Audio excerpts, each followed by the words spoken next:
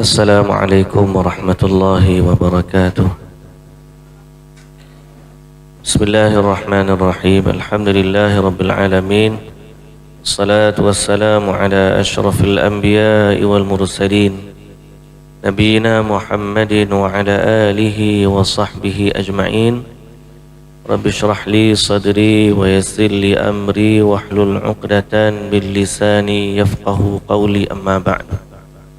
Muslimin dan muslimat yang dirahmati Allah Subhanahu wa taala sekalian. Alhamdulillah, syukur pada Allah. Dan hari ini kita sambung surah Al-Baqarah. Kita ulang bacaan kita dari 267 dan yang seterusnya lah insya-Allah. Muka surat 45 dalam urutan mushaf dalam juzuk yang ketiga. Kita baca dari ayat 267.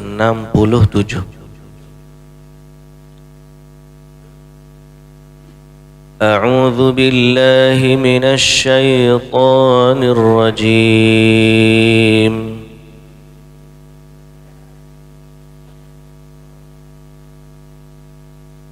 Bismillahirrahmanirrahim.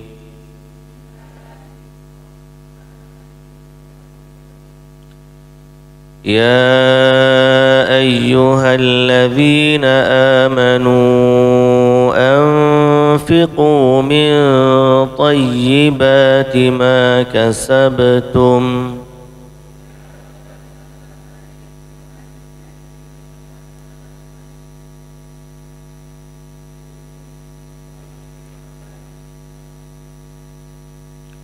ومما أخرجنا لكم من الأرض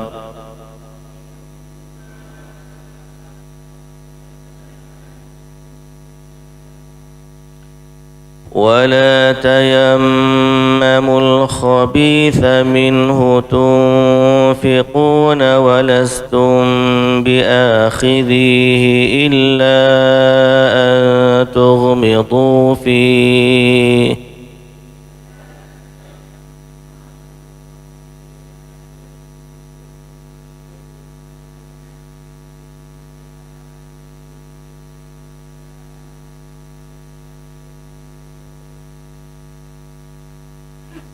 واعلموا أن الله غني حميد.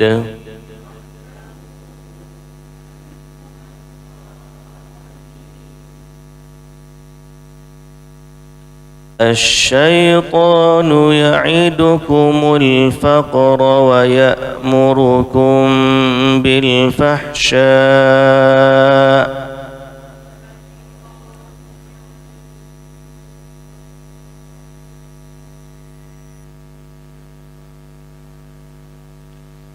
والله يعدكم مغفرة منه وفضلا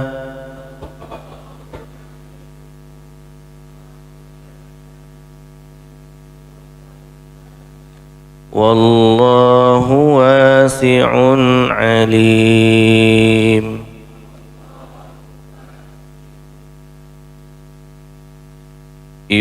الحكمة من يشاء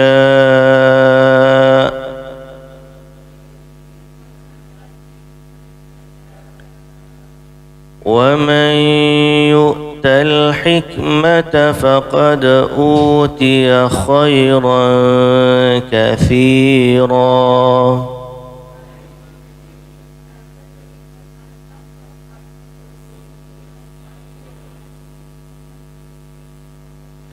وما يذكر إلا أولو الألباب.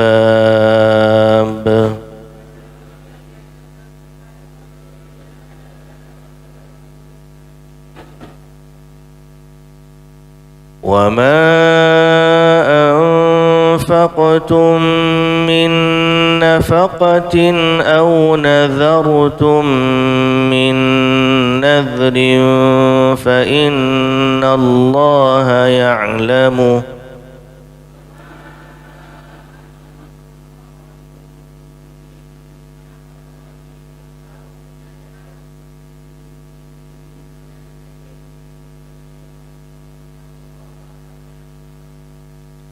وما للظالمين من أنصار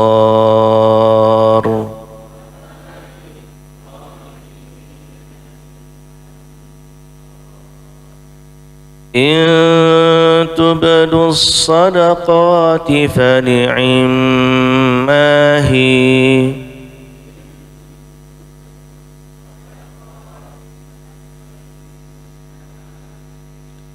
وإن تخفوها وتؤتوها الفقراء فهو خير لكم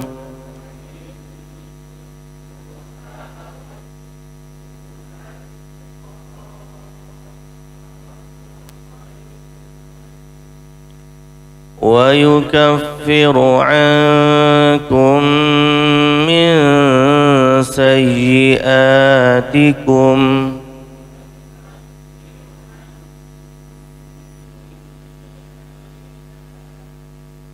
والله بما تعملون خبير.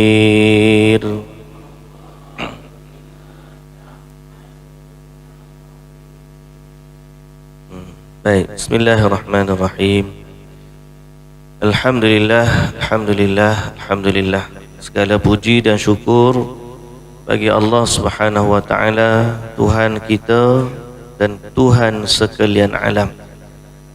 Dialah Allah yang Maha Agung. Dialah Allah, darinya kita datang dan kepadanya kita kembali. Selawat dan salam atas Nabi junjungan kita Nabi Muhammad sallallahu alaihi wasallam, juga atas ahli keluarga baginda, para sahabatnya dan para pengikutnya yang setia sehinggalah ke hari kiamat. Alhamdulillah. Baik, muslimin dan muslimat yang dirahmati Allah, hari ini kita nak sambung sikit berkaitan dengan ayat surah Al-Baqarah, dan kemudian mungkin insya-Allah di akhir kuliah kita Rabiul Awal, bulan Rabiul Awal berkaitan dengan bulan Rabiul Awal, yang mana ramai di kalangan kita tahu orang bercerita tentang Nabi kita Muhammad sallallahu alaihi wasallam. Jadi kita ambil sempena perkara tersebut, dan mungkin kita nak gariskan satu garis pembatas dan pembeza supaya seseorang yang dalam kecintaannya terhadap Nabi sallallahu alaihi wasallam tidak melampau dan menjerumuskan dia ke dalam jurang kesyirikan kepada Allah Subhanahu wa taala. Baik, tapi kita sebut tu di hujung kuliah nanti. Kita sambung dulu ayat yang kita baca tadi, terjemahan dia dan sedikit tadabbur maknanya. Allah Subhanahu wa taala berfirman, ya ayyuhalladzina amanu anfiqu min thayyibati ma kasabtum wa mimma akhrajna lakum minal ard. Wahai orang yang beriman, infaklah dari apa yang kami, dari perkara-perkara baik yang kami rezekikan kepada kamu, dan dari apa yang kami keluarkan bagi kamu daripada perut bumi ni.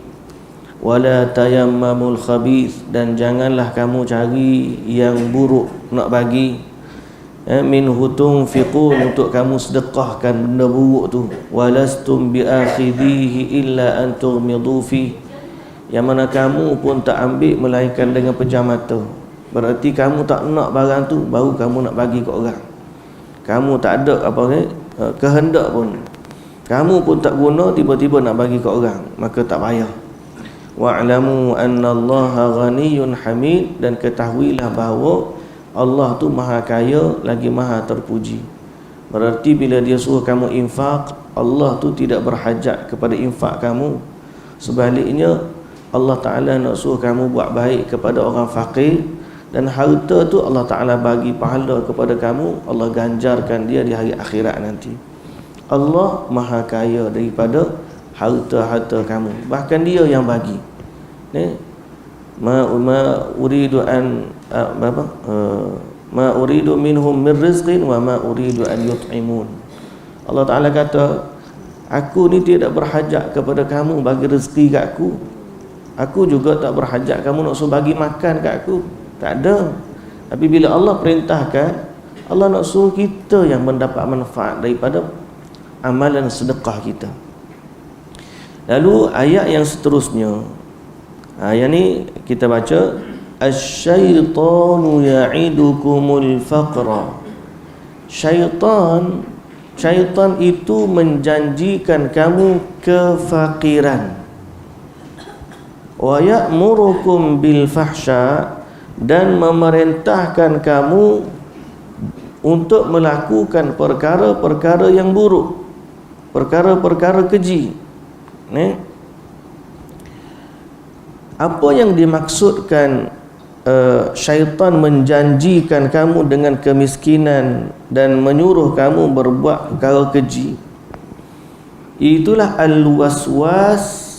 al-wisawasu syaitaniyah fil infaq. Dipanggil sifat waswas dalam infak, iaitu Allah Ta'ala sebut waktu seorang anak Adam nak infak, syaitan akan datang kepada dia membisikkan perasaan was-was untuk infak. Was-was kerana apa? Takut jadi fakir. Ini dah Allah, asy-syaitan ya'idukumul faqra. Syaitan menjanjikan kamu kefakiran. Wa ya'murukum bil fahsya, dan suruh kamu buat benda keji, iaitu menahan diri daripada infak, berbuat keji, berbuat buruk, dan malah dia juga menjanjikan atau suruh buat benda-benda lain selain daripada infak. Termasuklah hak kita dah sebut sebelum daripada ni, orang mari meminta, dia jangan bagi, dia suruh cakap perkataan yang buruk ataupun mungkit-mungkit dalam perkara tu. Wallahu ya'idukum, Allah Ta'ala kata, dan Allah pula menjanjikan kamu, ya'idukum maghfiratan, keampunan, minhu wa fadla, dari Allah, dan juga kelebihan kurniaan. Jadi sekarang ni ada dua. Waktu nak infak, pertama syaitan mari duk bisik, kena tahu. Tapi sebaliknya Allah juga janji syaitan, kalau kamu bagi infak, fakir kamu, habislah duitmu. Bahasa mudah lah. Kalau bagi nanti habis duit. Tengok dah lebih duit, tadi ada 100, dah keluarkan 50, tinggal 50. Tak cukup dalam ni. Ataupun tu tinggal ada RM10 tu, aku bagi ni, habis ni aku ni. Jadi syaitan duk bisik, tak payah bagi lah, nanti habis duit. Allah kata dalam Quran, ni memang kerja syaitan. Sebaliknya Allah ingatkan manusia janji Allah janji pertama keampunan, bererti daripada infak. Ayat pertama yang kita baca sebelum ni, pahala dia 700 kali ganda lebih. Antara kelebihan infak bukan sekadar dari segi pahala, ayat ni hari ni kita baca, dia mendatangkan keampunan. Dia mendatangkan keampunan. Kemudian kelebihan infak dalam ayat ni, wa fadla, kelebihan kurniaan, iaitu Allah akan ganti dengan yang lebih baik. Ini janji Allah Subhanahu wa ta'ala. Walaupun Allah Ta'ala kata janji sama janji, syaitan janji, Allah janji, dari sudut terma, atau panggil dari sudut perkataan sama, tapi dari sudut hakikat, janji Allah dengan janji syaitan, of course lah, jauh beza. Janji syaitan bohong, tipu. Janji Allah pasti benar. Jadi kita sebagai orang yang beriman, baca Quran, bila baca tu kita faham, pastilah janji Allah yang lebih utama yang kita nak pegang. Sebab itu dalam hadis Nabi SAW, sebagaimana yang diriwayatkan oleh Ibn Abi Hatim dan juga Al-Imam Tirmizi serta An-Nasai, kata oleh Rasulullah SAW, inna lisyaitani lammatan bibni adam walil malaki lammah fa amma lammatu syaitan fa i'adun bisyarri wa takdzibun bil haqq wa amma lammatul malak fa i'adun bil khairi wa tasdiqun bil haqq faman wajada dhalika falya'lam annahu min Allah falyahmadillah wa man wajada al-ukhra falyata'awwadh minasy syaitan thumma qara'a asy-syaitanu ya'idukumul faqra wa ya'murukum bil fahsya wallahu ya'idukum maghfiratan minhu wa fadla. Ya, wallahu wasi'un alim. Maksud hadis tersebut, Nabi SAW bagi tahu pada anak Adam ni ada dua bisikan. Satu bisikan syaitan dan satu bisikan malaikat. Bagi syaitan ada bisikan pada anak Adam, dan bagi malaikat juga ada bisikan pada anak Adam. Adapun bisikan syaitan ialah janji-janji buruk dan juga pendustaan kepada kebenaran. Bila nak buat benda baik, dia pun duk kata nanti benda buruk mari, nanti gitu, nanti begini. Kita nak pergi kuliah, nanti lepas ni payah pula nak hantar anak ke sekolah, nanti pula masa gitu, pula masa begini. Jadi orang nak pergi tu berasa tak jadi, padahal siapa duduk rumah duduk cokok juga tak ada apa pun. Betul tak? Kita nak buat baik tu, banyak syaitan duduk bisik supaya tak jadi, padahal tak ada apa pun. Kadang-kadang kita kata tu payahlah nak bawa anak lagi, nak cawa tu lah, nak cawa ni, nak pergi benda tempat baik ni. Tapi kalau pergi tempat buruk boleh pula bawa tu. Kata marilah majlis ilmu ni, payahlah anak kecil tu, dia payah anak kecil. Tapi kalau pergi pasar malam berderet dah, pergi berderet, boleh pula bawa pergi pasar malam. Jadi waktu kita nak buat baik tu ada je bisik. Jadi seolah-olah kita ni yang panggil digambarkan seolah-olah benda tu payah. Saya duduk bincang dekat sekolah baru, kita nak buat program dengan budak-budak lah. Kita nak ajak budak-budak tidur di sekolah, lepas tu kita nak buat qiyamul lail, lepas tu esok ke sambung pagi. Jadi malam tu tak balik rumah, esok hari Jumaat, lepas tu balik settle.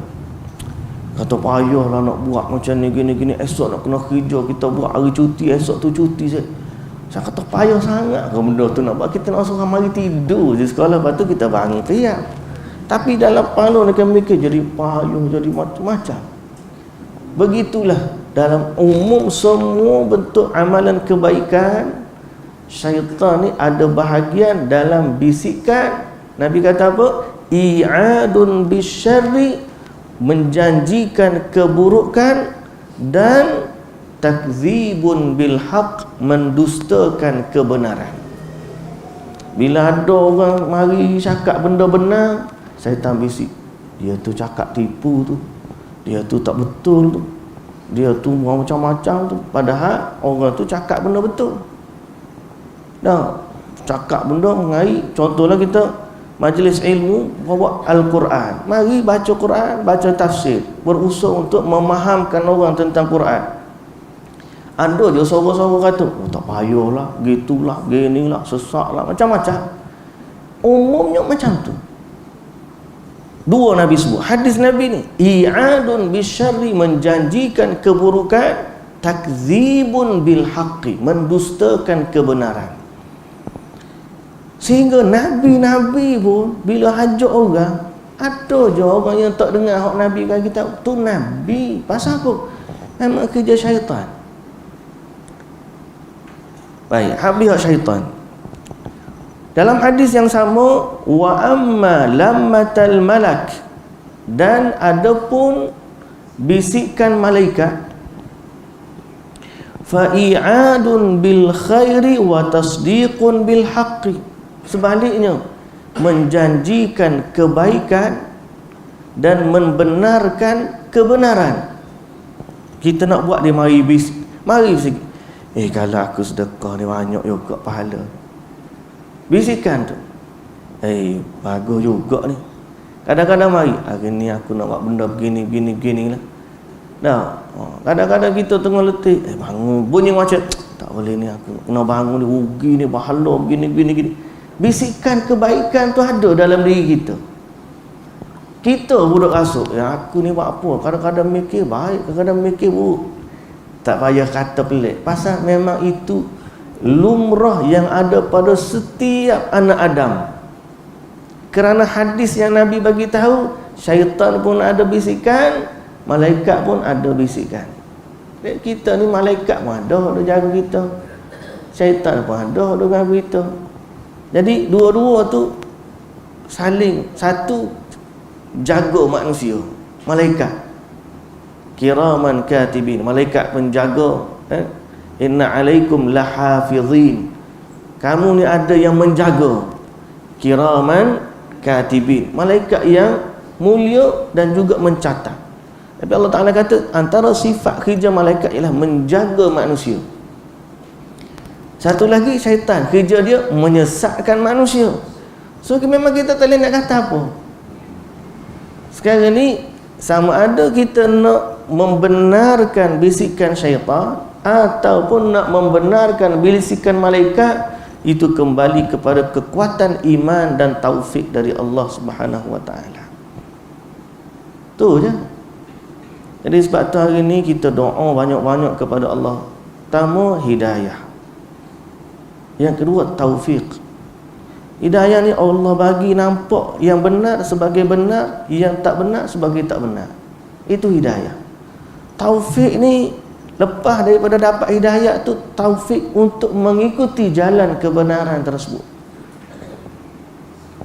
Ramai je orang tahu kebenaran, tapi sekat tu je dia tahu, aku tahu pahala infak ni banyak, tapi gak duduk situ je duit dia tak gerak. Aku tahu mengaji Quran ni banyak pahala, tapi duduk situ jugalah dia tak mari juga majlis ilmu baca Quran. Dia tahu benda kebaikan, hidayah tu sampai dah kepada dia, tapi sampai bila nak buat perkara tersebut, nak kena ada taufik dari Allah, kekuatan, la haula wala quwwata illa billah. Lalu Nabi SAW kata, barang siapa yang mendapati dalam dirinya bisikan kebaikan, maka ketahuilah bahawa itu datangnya dari Allah. Kerana Allah Ta'ala sebut menisbahkan, walaupun malaikat bisi, tapi Allah Ta'ala kata wallahu ya'idukum, Allah yang janjikan kepada kamu. Dan siapa yang mendapati bisikan yang baik, kata Nabi SAW, ketahuilah dia datang dari Allah, dan pujilah Allah. Alhamdulillah. Ni alhamdulillah. Wa man wajadal ukhra falyata'awwadh minasyaitan, dan kalau dia datang kepadanya bisikan yang satu lagi, maka segeralah dia berlindung dari gangguan syaitan. Karena kalau tiba-tiba ada rasa bisikan yang nak halang kita buat kebaikan, cakap a'udzubillahi minasyaitanirrajim, paksa diri untuk buat baik. Sebab kita tahu hak mana baik dan buruk berdasarkan panduan wahyu. Kita tahu dah, tiba-tiba nak bagi buka duit tengah lalu tabung tu tak, lalu tabung, buka duit, ada biru, ada hijau, ada merah, orange. Empat kategori lah. Ada sol lagi, orang tu kepala agung besar lagi tu, hak ungu besar sekali, tapi jaranglah ada dalam beg duit kita hak ungu tu. Hak ada tu kategori 4 tu lah, hijau, biru, hijau, merah, oren. Hak apa tu, biru gelap ungu tu kadang-kadang ada, kadang-kadang menghilang. Hak paling banyak biru hak awal tu. Nah, hak ungu memang jarang-jarang. Pakalan ni kalau lebih pada 100 pakai kad ya nak tek guna duit tu. Tapi hak banyak dalam duit 4 warna lah kategori. Lalulah tabung tu, si tabung tu lalu kita pun tengok buka. Masa tu pun tengok biru ke hijau. Kau nak bagi merah, bagi oren lah. Tengah nak ambil dah oren, sayang rasanya. Rasa tu turun pula start. Ambil merah. Tengah nak ambil merah tu mari pula tu. Hijau lah. Banyak benda lagi nak guna ni. Nasib baik tak pergi satu lagi. Kalau ambil biru tu tak menasabah lah ni. Budak sekolah pun bagi hijau. Tak kira sedekah nak bagi biru. Ambil biru lah. Padahal lelah tadi tu nak bagi orang tak. Siapa yang mendapati benda tu, ketahuilah bahawa dia adalah bisikan.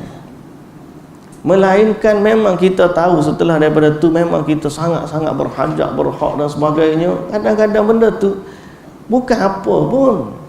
Kita tahu. Padahal hak ni hak dalam beg duit ni, hak dalam peti besi rumah banyak lagi. Atau dalam bank pun ada lagi. Tapi bisikan tu still dia mari. Padahal sebelumnya tak ada, tiba-tiba dia datang. Jadi ada. Siapa yang bagi kat kita? Allah juga. Sebab tu dalam bab ni ialah semua orang boleh. Ustaz pun bercakap benda tu berlaku pada kita semua. Pasal apa? Sebab janji hak Nabi bagi tahu ni perkara lumrah bagi manusia. Jadi siapa yang mendapati dalam diri dia macam ni, satu pertama dia kena tahu normal. Pasal apa? Bukan normal tu pada dia. Memang kerja syaitan, memang ada malaikat yang Allah suruh jaga kita. Itu normal. Yang membezakan di saat kita diuji macam tu ialah keimanan kita. Imanan kita kepada Allah Subhanahu wa taala. Bukan setakat bab infak saja, bab lain, nak semayang, nak pergi semayang berjamaah. Kadang-kadang saja, bukan ada apa pun duduk rumah azan tak pergi, bukan kata ada masalah pun. Mula-mula hati tu nak pergi dah, tak payahlah. Baru hujan renyah-renyah, titik baru tak boleh pergi ni hujan. Padahal kalau benda pak lain nak pergi shopping komplek, hujan lebat pun redah. Betul tak? Banyak benda kita ni bab kebaikan kita jadi membenarkan bisikan syaitan. Bab kebaikan kita pun akhirnya mengalah dengan apa yang dia isi.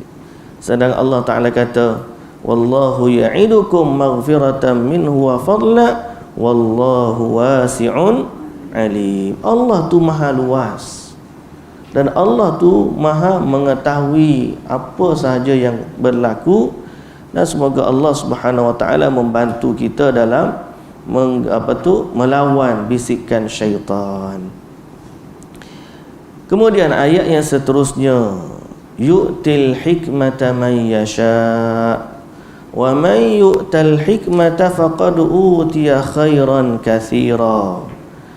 Allah memberikan hikmah kebijaksanaan yang berguna kepada sesiapa yang dikehendakinya, dan siapa yang diberikan hikmah itu sesungguhnya dia telah diberikan kebaikan yang banyak, dan tiadalah yang dapat mengambil pengajaran dan peringatan melainkan orang-orang yang menggunakan akal fikirannya. Maka dalam ayat ini Allah tutup, Allah akhiri ayat, mungkin akhir tak ayat, tak habis lagi ayat infak, tapi Allah sebut setelah daripada ayat ni cerita tentang hikmah kebijaksanaan dalam memilih apa yang dijanjikan oleh Allah dan dalam meninggalkan bisikan-bisikan syaitan. Semua ni kembali kepada takdilah saya sebut hikmah. Yu'til hikmata man yasha. Allah dia bagi hikmat kepada siapa yang dia kehendaki. Wa man yu'tal hikmah, siapa yang diberi hikmah, faqad utiya khairan katsira, maka dia telah diberikan kebaikan yang banyak.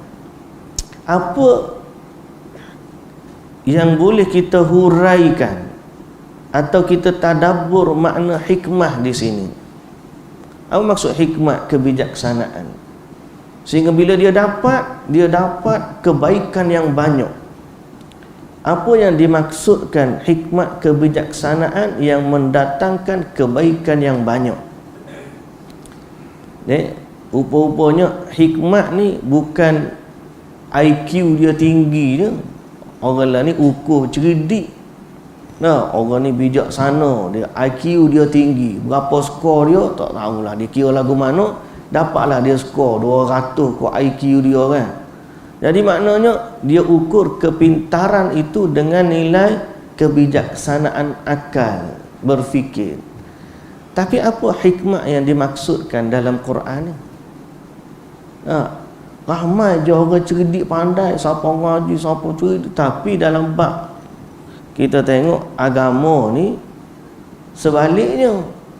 Ada orang ni macam saya sebut semalam, orang kerja kampung je, buat bendang je, tapi dalam bab mentaati perintah Allah dia orang yang paling ke depan.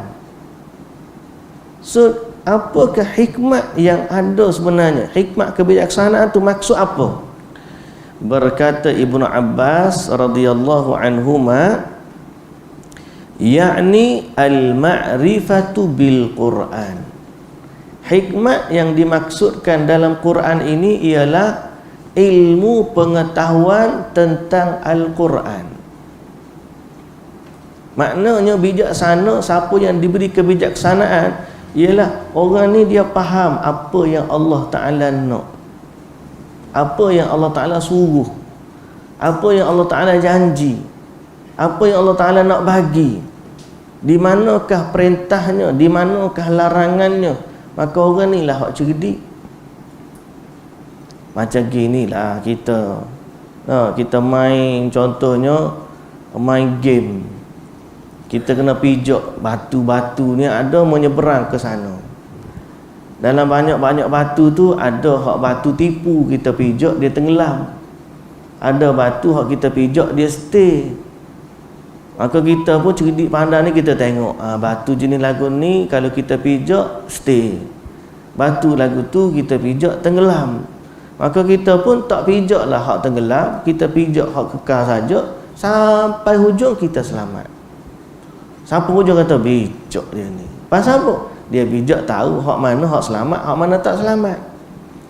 Kita dalam dunia ni kepintaran sebenar, kita nak seberang sana. Dalam seberang menyeberangi kehidupan kita ni, dunia ni macam-macam. Ada hak tempat kita pijak, kita stay selamat. Ada tempat kita pijak, kita jatuh. Betul tak? Hak paling bimbang, pijak-pijak lembah kesyirikan, tak selamat. Kita punya pintu menyeberang kita, pintu nama dia kematian. Lepas daripada tu, hanya sahaja yang berlaku. Lepas pada pintu tu tak boleh nak ubah dah. Lah ni boleh lagi. Jadi kita pun duduk menyeberang. Hak mana Allah Ta'ala suruh kita buat, hak mana Allah Ta'ala larang jangan buat. Lepas tu siapa yang selamat? Orang yang diberi hikmat. Hikmat mana? Kata Ibnu Abbas, ilmu pengetahuan tentang Al-Quran. Pasal dalam Quran ni lah ada hak kita sebut tadi ya. Nak selamat macam mana daripada azab neraka, nak masuk macam mana ke dalam syurga, macam mana nak dapat redha Allah, macam mana nak lari daripada kemurkaan Allah. Duk mana semua ilmu tu? Dalam Quran. Dia tak jumpa dalam buku Aristotle, tak jumpa dalam buku-buku komik, dalam buku gapo, macam-macam lah. Tak jumpa dalam surat khabar, tak jumpa. Mana benda pak kita nak cari bila kita tahu ilmu tentang macam mana nak dapat syurga, macam mana nak selamat daripada neraka, macam mana nak dapat redha Allah, macam mana nak lari daripada kemurkaannya, dalam Quran. Sebab ini adalah wahyu kalam Allah. Maka berbahagialah hari ini siapa yang Allah beri kepadanya taufik untuk belajar ilmu berkaitan dengan Al-Quran. Dan yang sumber satu lagi ialah As-Sunnah, Sunnah Nabi. Wa man yu'tal hikmata faqad utiya khairan katsira.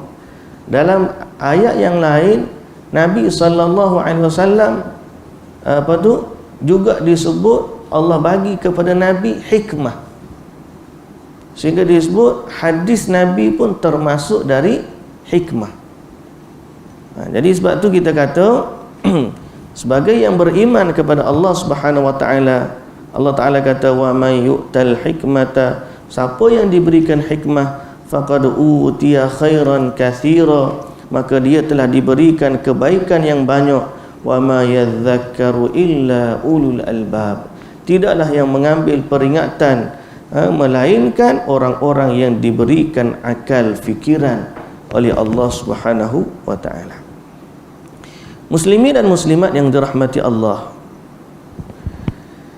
berdasarkan perkataan ini juga ada satu hadis yang menunjukkan hikmah inilah sepatutnya yang kita cemburu berbanding dengan perkara yang lain. Sehingga cemburu dalam hikmah ni termasuk daripada hasad dengki yang dibolehkan. Dalam satu hadis yang diriwayatkan oleh Imam Ahmad dari sahabat Nabi yang nama dia Abdullah ibnu Mas'ud radhiyallahu anhu. Kata Abdullah ibn Mas'ud, aku mendengar Rasulullah sallallahu alaihi wasallam bersabda, la hasada illa fitnataini, tidak boleh hasad dengki kecuali pada dua perkara. Dengki ni baik ke tak baik? Tak baik. Dengki ni tak baik, tapi dibenarkan dalam dua keadaan. Dibenarkan terhadap dua orang. Biasa dengki ni kat orang kan, cemburu kepada nikmat orang, dengki lah, tak boleh. Allah Ta'ala sebut dalam ayat yang lain, wala tatamannau ma faddalallahu bihi ba'dakum ala ba'd, janganlah kamu duk bercita-cita nak dapat nikmat yang Allah bagi sebahagian kamu kepada sebahagian yang lain.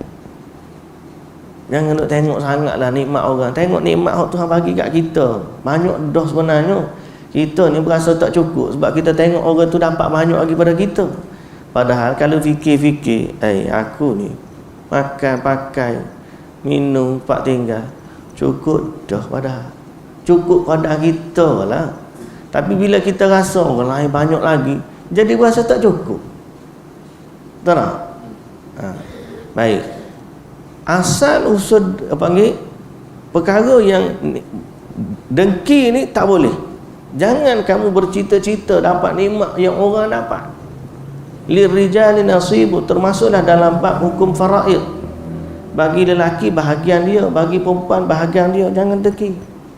Allah Ta'ala kata, Dia Maha mengetahui atas segala sesuatu. Bila Allah bagi, Allah tahu kenapa Allah bagi lebih orang lelaki, kenapa Allah bagi kurang pada orang perempuan. Tak kurang pun sebenarnya, tapi lelaki diberi lebih sebab tanggungjawab dia lebih. Bahagian perempuan sesuai dengan yang Allah Ta'ala bagi kat dia.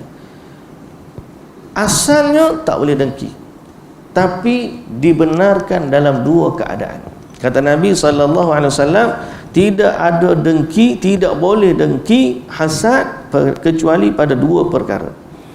Pertama, seorang lelaki yang diberikan harta lalu dia belanjakan pada kebaikan atau kebenaran.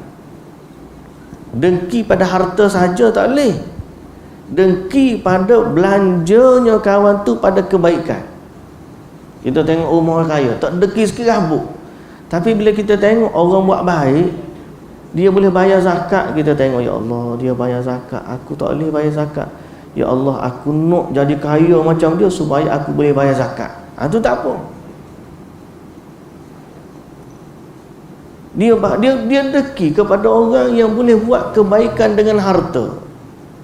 Bukan deki sebab harta tu dah. Bila tengok orang naik kereta besar, tak deki sikit rabuk. Ya, ada yang mau naik kereta besar. Bila tengok rumah besar, biarlah rumah dia besar. Kita tak deki tu. Tapi bila tiba-tiba orang kata, okey, siapa nak infak sekian. Oh, hak kaya ni pergi dulu. Kita mikir, aku nak bagi juga tapi tak ada. Ya Allah, dekinya aku ke dia. Boleh masa tu. Dan kita berusaha supaya kita dapat harta untuk dapat buat kebaikan seperti dia. Dibenarkan.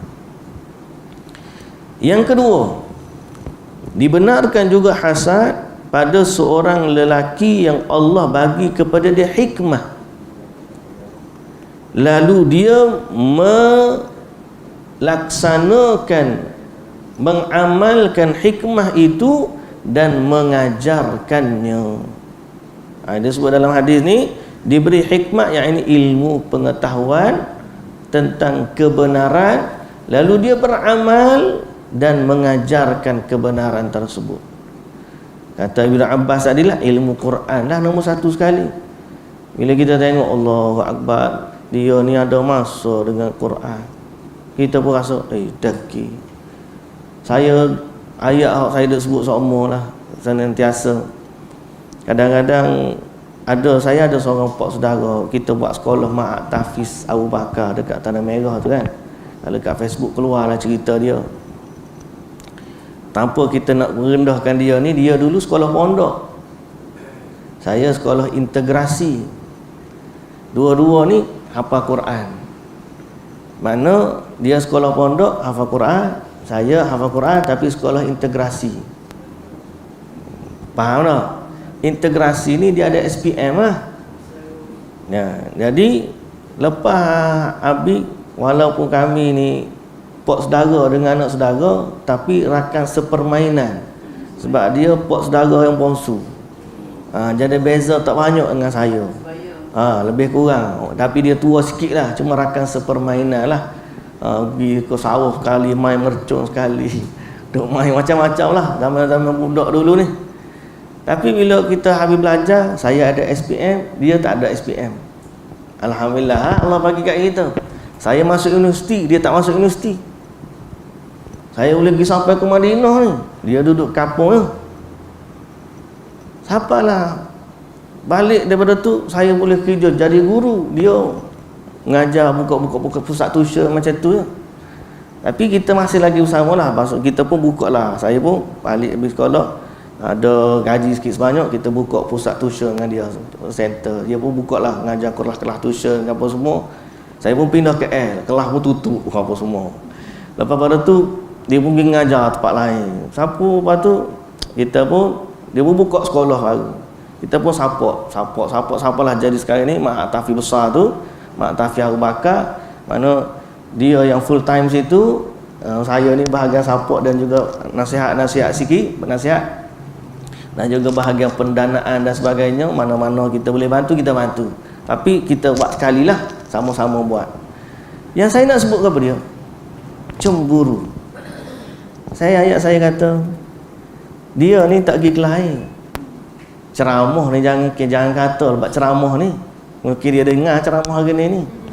Kalau buat meeting, kalau nak cakap depan, dia pegang di kanan. Dia pengurusi, saya timbalan pengurusi. Tapi kalau buat cakap depan, dia akan tengok, Gia cakap. Dia tak berani nak cakap depan. Kalau dari sudut ceramah tu, tapi saya dengki kat dia kata, telah ramai dia hasilkan hafiz Quran. Tu saya kata saya cemburu. Pasal dia tak ada kerja lain. Tak kena pergi sana, tak kena. Dia duduk dia mahal. Kadang-kadang di jalan lah, anak-anak dia hafiz Quran, jadi johar pertandingan. Siapa pergi ke antarabangsa?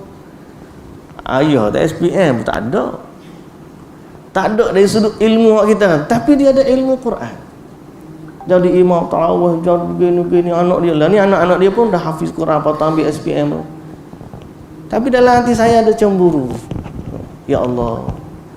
Cemburu apa? Cemburu sebab dia boleh menghasilkan hafiz Quran. Dia pun kata kita tak apa. Dia pun cemburu juga kita boleh ngajar Quran. Tapi setiap orang tu adalah kelebihan masing-masing. Cuma kita nak kata, boleh kita cemburu dan dengki dalam bab-bab macam ni. Tapi kalau nak dengki bab benda lain, ikut demo lah. Mari seorang muka dia handsome. Orang pun bagi naik kuda, naik kuda. Konon-konon dia ni keturunan Nabi. Kita ni tidak keturunan Nabi. Paling keturunan Nabi Adam je lah. Asal pun orang Kelantan ni, Ahmad Hashimi bin pun cekpo, orang bahasa Arab pun. Kenapa apa bin cekpo kata. Cekpo tu asal nama dia Mustafa. Asal ayah saya ni masa kecil dalam surat beranak Mustafa. Bila buat IC, penulis tu ni apa dia nama? Kampung panggil cekpo. Jadi dia buat cekpo. Asal zaman kecil dia Mustafa, asal Mustafa panggil pa kan, jadi cekpa. Tapi nak sebutnya bak rupa tak ada lah kat kita. Tak deki pun, sikit rambut tak deki dengan muka handsome. Nah, biarlah dia nak naik kuda, naik kuda, dia naik kereta, naik kereta. Tapi kalau orang tu diberikan Al-Quran, diberikan hikmah pengetahuan, kita rasa cemburu. Ya Allah, kalulah tu kita tu kepeng budak-budak sini lah, ngapal Al-Quran, ngapal Al-Quran. Kita nak usaha nak suruh ada orang hafal Quran, dia tasmik dengan kita. Kita tengok orang masuk Islam, Allah cemburunya aku, dia mengislamkan ramai orang. Kita kata, ya aku ni berapa orang dah masuk Islam sebab aku. Tengok tu cemburunya. Hikmah ni hak boleh kita cemburu. Tak payahlah duk cemburu benda-benda hak tak kesudah kita cemburu benda-benda hak dalam bab dunia. Sebaliknya, biarlah kecemburuan kita tu berada pada hikmat ilmu Al-Quran, cerita tentang akhirat. Yang ni kita cemburu. Ni tengok orang infak, aku pun nak kaya juga. Bukan sebab nak kaya tu, sebab nak infak tu. Tapi bila kita fikir-fikir, boleh je kalau kita nak infak walaupun kita tak kaya. Betul tak? Maknanya kita bukan fakir lah. Kalau orang fakir tu memang nak makan sendiri pun tak boleh, itu lain cerita. Tapi fikir sebenarnya hak kita cemburu tu boleh je kita buat. Cuma bezanya hak orang tu dia bagi 1 juta, kita bagi RM1, okey je. Orang tu bagi 1,000, kita bagi RM10, okey je. Yang penting amalan infak tu ada. Jadi dibenarkan cemburu ni dalam dua ni berdasarkan hadis Nabi. Pertama, lelaki yang diberikan harta digunakan pada jalan yang benar, dan yang kedua, lelaki yang diberikan hikmah lalu dia mengamalkan dan mengajarkannya. Jadi sebab itulah ayat ni Allah Ta'ala sebut yu'til hikmata man yasha wa man yu'tal hikmata faqad utiya khairan katsira. Baik, muslimin dan muslimat yang dirahmati Allah, dia berhenti setakat tu dalam bab surah Al-Baqarah ni.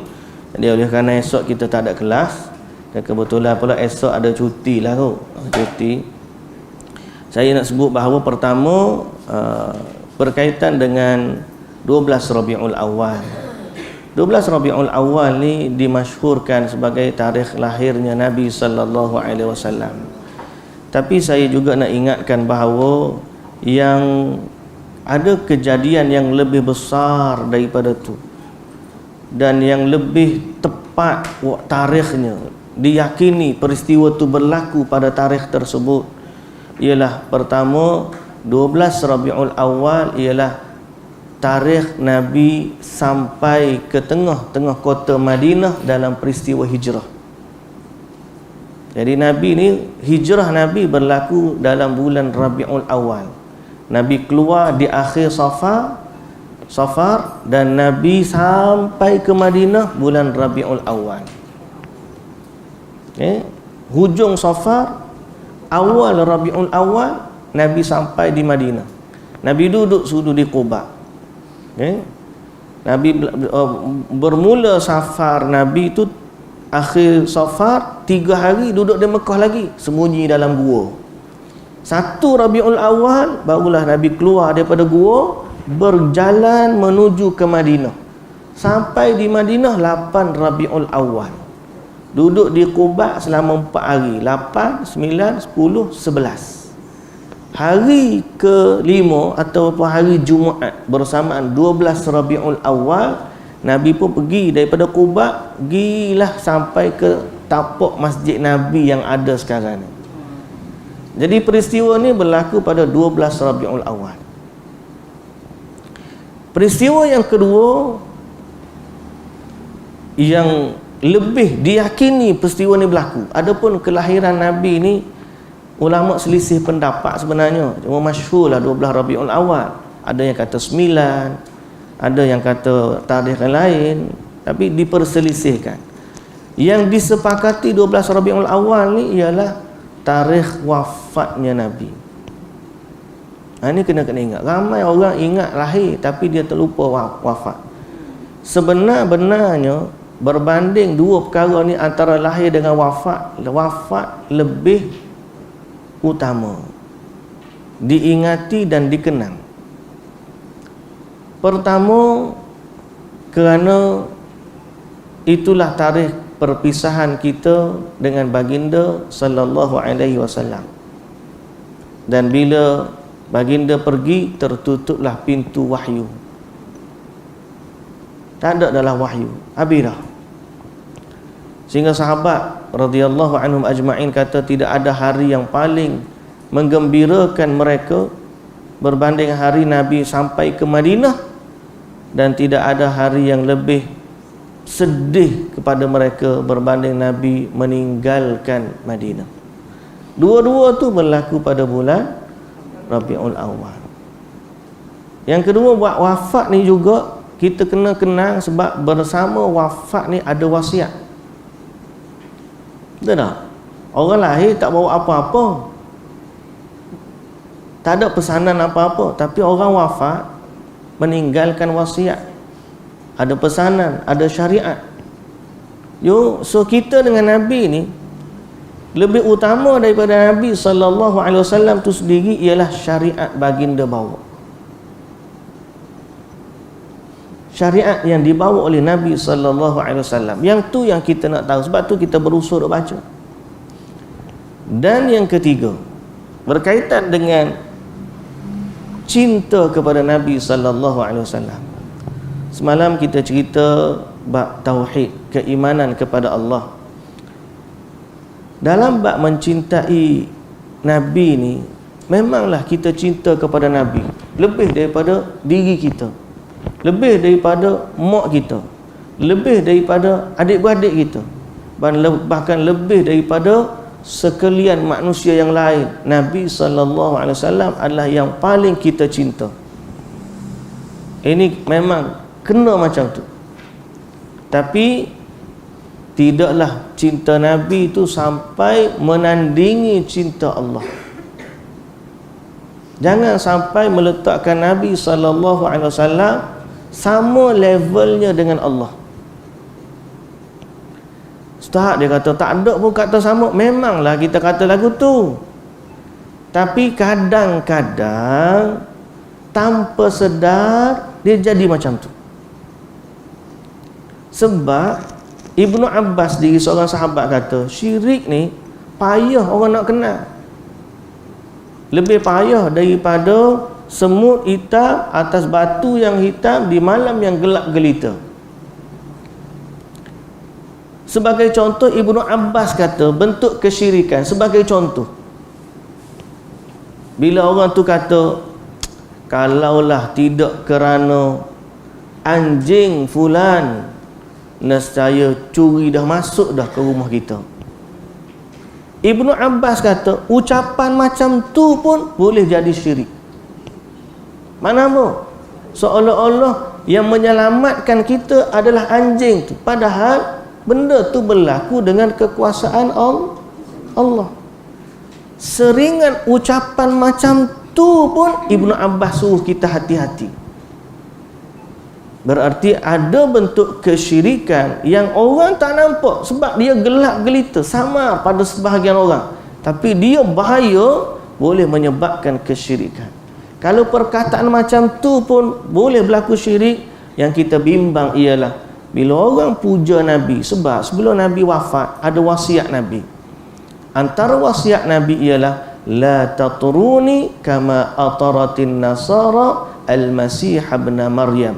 Janganlah kalian memuja aku seperti mana orang Nasrani memuja Nabi Isa. Katakanlah aku ni hamba kepada Allah dan Rasul utusannya. Kerana kita cinta kepada Nabi kerana dia ni utusan Allah, berarti cinta Allah lebih tinggi daripada cinta Nabi. Okey, memang gitu Ustaz. Baik, memang gitu. Tapi kita tengok pada perkataan dan perbuatan. Bukan kita tak bagi, kita nak mencintai Rasulullah, tapi dengan cara yang benar.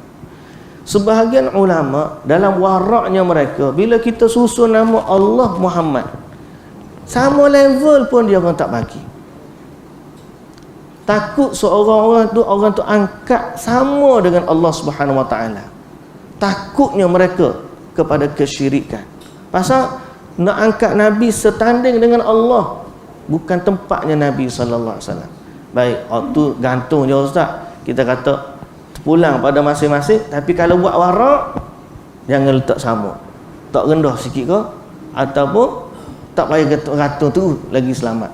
Letak nama-nama Allah saja yang tinggi, cari Ar-Rahman ke Ar-Rahim ke, gantung nama-nama Allah semuanya. Kalau nak setanding dengan Allah, letak nama-nama Allah.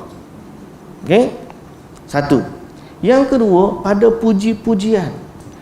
Kadang-kadang orang ni dia tak kata dia sembah Nabi, tapi puji-pujian dia tu terhadap Nabi sampai satu tahap mengangkat Nabi ke level yang sama dengan Allah.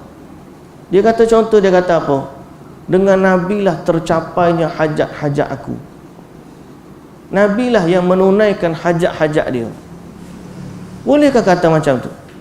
Tak boleh. Hajat kita ni yang menunaikan Allah. Semua cita-cita kita sampai sebab Nabi. Bolehkah kata macam tu? Tak boleh. Tapi tanpa sedar ada orang baca wa tuqda bihil hawaiju wa tunadu bihir raghaibu. Pernah dengar ada? Ada selawat hak ada isi tuqda bihil hawaiju. Ada alladhi tanhallu bihil uqadu. Allahumma salli ala Muhammadin salatan tanhallu bihil uqadu wa tanfariju bihil kurabu wa tunalu bihil ar-raghaibu wa tuqda bihil hawaiju. Begitulah lafaz dia. Kita tak sedar. Orang mungkin tu baca tak faham. Tapi dalam bahasa tu, Nabi ni dialah yang menunaikan hajat. Nabi ni dialah yang memberikan kepada kita apa yang impian kita. Dan dengan Nabi inilah tanfariju bihil kurab. Dengan sebab Nabi segala kemudaratan hilang daripada kita. Kita kena kata Allah yang memberikan hajat kita, menunaikan hajat kita, memberikan kebaikan kepada kita, memberikan manfaat kepada kita. Allah. Jadi kita bimbang, kita tak tahu benda tu. Ibnu Abbas kata, kalau seorang tu dia sebut, mujurlah ada anjing ni, selamat kita curi tak masuk. Tak boleh kata macam tu. Kena kata alhamdulillah, mujurlah Allah Ta'ala rezekikan ada anjing ni. Kena kata Allah sebagai yang memberikan. Macam-macam. Jadi dalam bab ni dalam sebahagian kata, boleh kita kata Nabi ni cahaya di atas segala cahaya. Sedangkan Allah Ta'ala kata dalam Quran, Allahu nurus samawati wal ard. Allah lah cahaya di langit dan di bumi. Tiba-tiba orang kata, engkau lah cahaya di atas segala cahaya. Boleh ke tak?